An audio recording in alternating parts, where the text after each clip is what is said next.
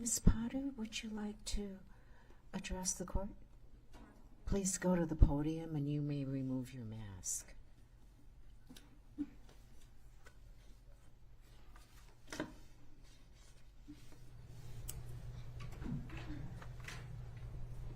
Thank you.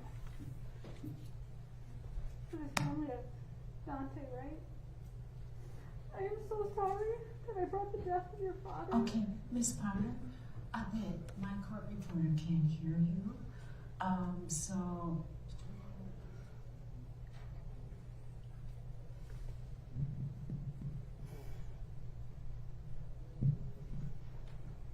Thank you.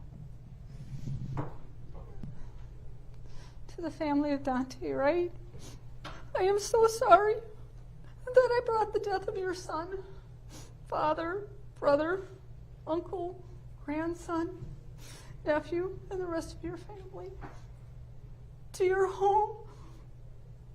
Katie, I understand a mother's love, and I am sorry I broke your heart. My heart is broken for all of you. Earlier, when you said that I didn't look at you during the trial, I don't believe I had a right to. I didn't even have a right to be in the same room with you. I am so sorry that I hurt you so badly. My heart is broken and devastated for all of you. I pray for Daunte and all of you many, many times a day. He is not more than one thought away from my heart, and I have no right for that, for him to be in my heart. I do pray that one day you can find forgiveness, only because hatred is so destructive to all of us. And that I pray peace will always be with you and your family. Again, I am so sorry. And to the community of Brooklyn Center, I do owe you an apology too. I loved working for you. And I am sorry what has happened to our community since the death of Daunte. The men and women who work for you still are good, honorable people and will work hard for you. Thank you, Your Honor. Thank you, Ms. Potter.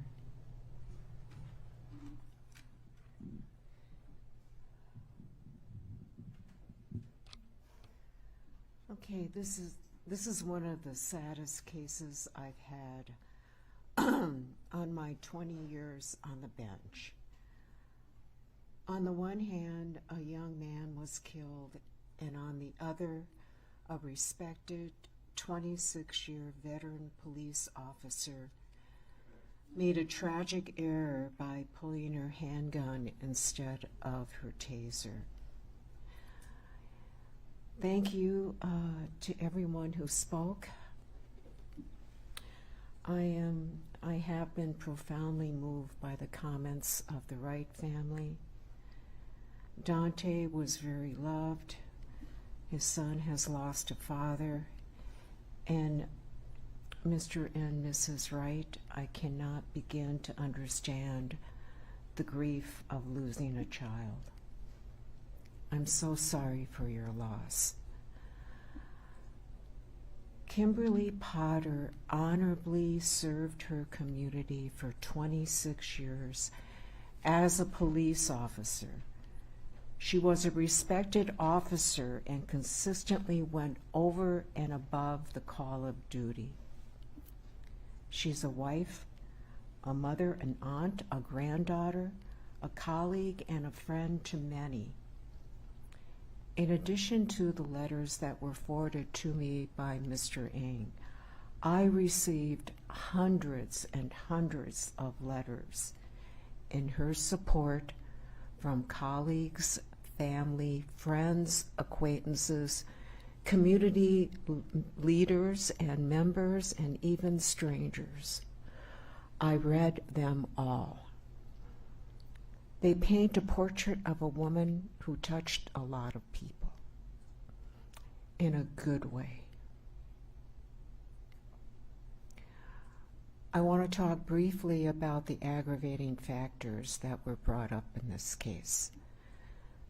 As I mentioned before, the state initially took the position Ms. Potter should receive a sentence above the guidelines and filed a brief in support of two aggravating factors under Blakely. All parties agreed that I would determine whether aggravating factors existed to justify a harsher sentence than that set forth in the guidelines. I feel compelled to address the grounds for that request because they were made public, and I think it is important to note they were not proven in this case. The state did not meet its burden of proof on the first factor. It is based on defendant causing a greater than normal danger to the passenger in the car and two other officers when she fired. But the shot only hit Daunte Wright. The passenger and the officers were not injured by that shot. The cases cited by the state in its brief did not support its position. In fact, they illustrate why this case does not involve a greater than normal danger to others. In the Fleming case, he fired a gun 6 times in a park filled with children. In State versus Omaha, defendant fired numerous shots into 2 apartment buildings. There is no comparison here. The state also did not meet its burden of proof on the second Blakely factor. Contrary to the state's claims, Kimberly Potter did not abuse her position of authority. In fact, it is undisputed Ms. Potter or Officer Potter was in the line of duty and doing her job in attempting to lawfully arrest Daunte Wright on the warrant when she mistook her gun for her taser. What's more, she drew her taser legitimately to protect a fellow officer on the other side of the vehicle who could have been dragged and seriously injured if the car were to speed away. Officer Potter's conduct clearly was not significantly more serious than that typically involved in the commission of the crime in question, justifying an upward departure. Turning to defendant's request for a dispositional departure, there is no question that Ms. Potter is extremely remorseful. She showed that today. She showed that when it happened. It is also beyond dispute that she is particularly amenable to probation. But the court retains the discretion to make departure decisions independently. The court is not required to depart even where mitigating factors are present, and that's set forth in State versus Birch, 689 Northwest 2nd, 276, affirmed by the Supreme Court, 707 Northwest 2nd, 660. This has been an extremely difficult decision. In making my decision, I look to the purposes of incarceration. There are 4: retribution, incapacitation, deterrence, and rehabilitation. 3 of the 4 would not be served in this case. Incapacitation refers to the physical removal of a convicted person to prevent them from committing future crimes. That is not an issue in this case. Kimberly Potter does not present a danger of future crimes, obviously. Deterrence refers to the prevention of future crime and the idea that those who have committed crimes will be discouraged from reoffending after experiencing punishment. That purpose would not be served here.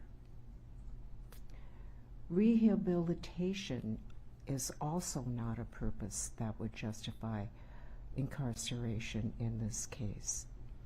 Ms. Potter does not require rehabilitation to become a law-abiding citizen. Retribution, or serving time as a way for a convicted person to pay for the harm inflicted on a victim, is the sole purpose that applies in this case. And in this case, a young man was killed because Officer Potter was reckless. There rightfully should be some accountability. Sentencing guidelines are just that. They are guidelines that inform a judge regarding sentencing for various crimes. They are not set in stone. The court has the discretion to depart from guidelines depending on the particular facts of a case. A downward durational departure is justified if a crime is less onerous than typical. Put another way, if the conduct is significantly less serious than that typically involved in the commission of the crime, sentencing below the guidelines is justified. I find the facts and circumstances here justify a downward departure from the guidelines. First, Officer Potter's conduct was significantly less serious than your typical manslaughter case. The misdemeanor predicate for the manslaughter count was reckless handling or use of a firearm. Here, everybody agrees, and the evidence is undisputed, that Officer Potter never intended to use her firearm. She mistakenly drew her firearm at all times, intending to use her taser. There were police officers and experts who testified that the use of her taser was reasonable and appropriate under the circumstances presented for officer safety reasons. The fact she never intended to draw her firearm makes this case less serious than other cases. Second, the scene was chaotic, tense, and rapidly evolving. Officer Potter was required to make a split-second judgment. That constitutes a mitigating circumstance. Finally, unlike other manslaughter 1 cases, Officer Potter's actions were not driven by personal animosity toward Daunte Wright. Instead, she was acting in the line of duty in effectuating a lawful arrest.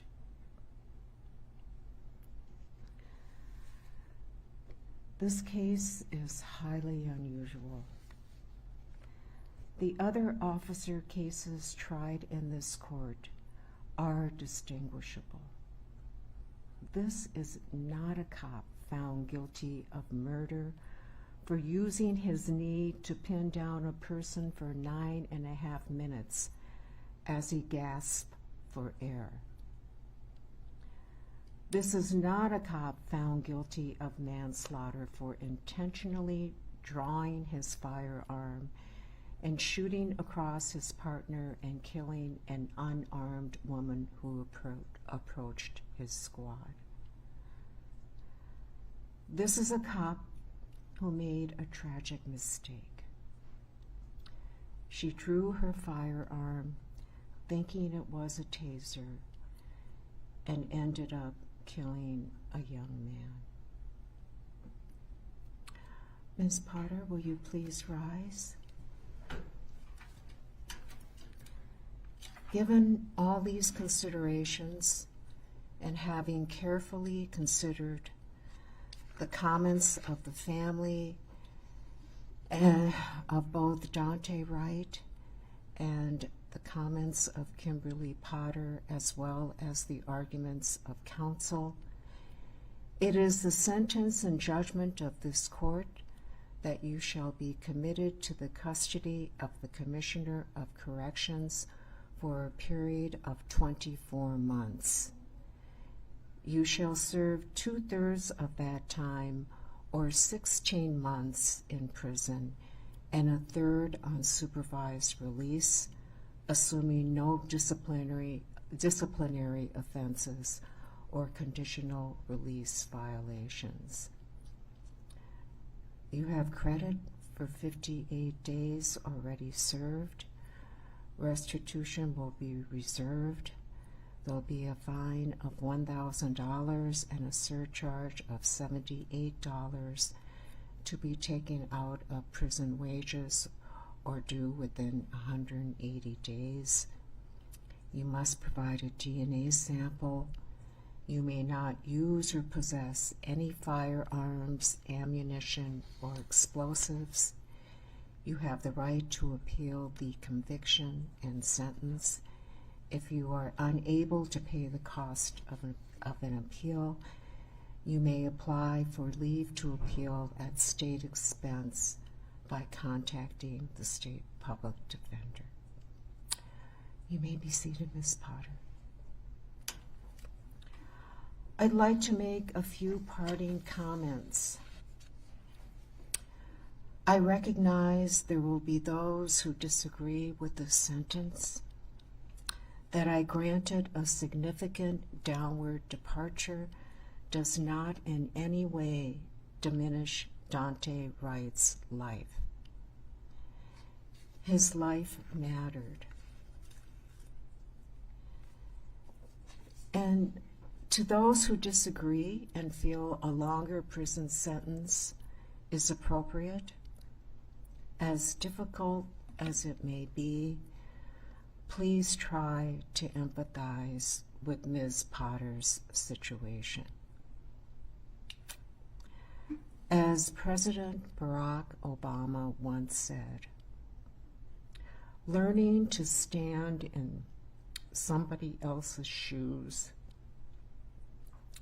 to see through their eyes, that's how peace begins. And it's up to you to make that happen. Empathy is a quality of character that can change the world. Officer Kimberly Potter was trying to do the right thing. Of all the jobs in public service, police officers have the most difficult one. They must make snap decisions under tense, evolving, and ever-changing circumstances. They risk their lives every single day in public service. Officer Potter made a mistake that ended tragically.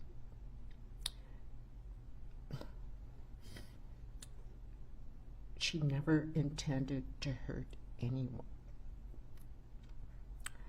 Her conduct cries out for a sentence significantly below the guidelines.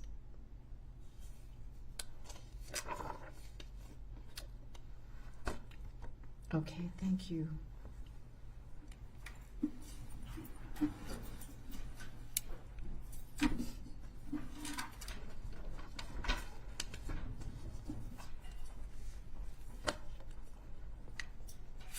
Thank you, Kelly.